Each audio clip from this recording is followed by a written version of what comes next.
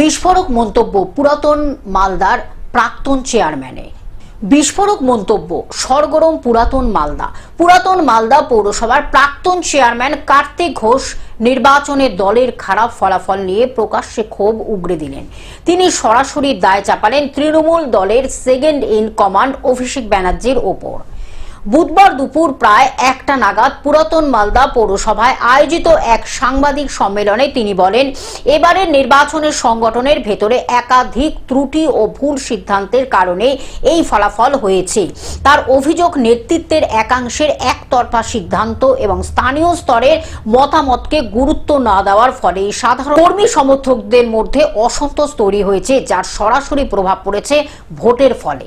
এখানে অহংকারের পতন হয়েছে, দাম্ভিক অহংকারের পতন হয়েছে। উনি যেটা কথা বলছেন, ওনার কথা রেস ধরেই বলছি, উনি সঠিক কথা বলেছেন।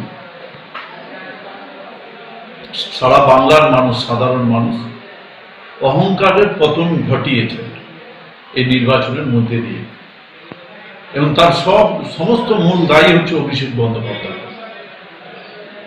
ওনার উদ্ধত হয়ে গেছিল। উনি দলের সম্বন্ধে কি জানেন? একটা বাচ্চা ছেলে, 34 বছরের ছেলে, বৃদ্ধ এমপিদেরকে,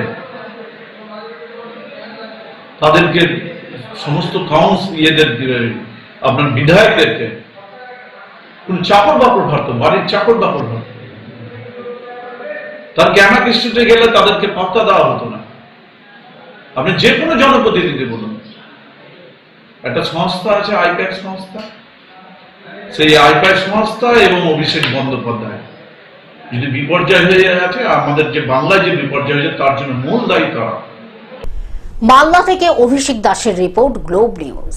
এখন থেকে গ্লোব টিভি দেখুন আপনার স্মার্টফোনেও। গুগল প্লে স্টোর অথবা অ্যাপল স্টোর থেকে ডাউনলোড করুন গ্লোব টিভি লাইভ অ্যাপ। এছাড়া জিও টিভি অ্যাপ থেকে দেখুন গ্লোব টিভি লাইভ।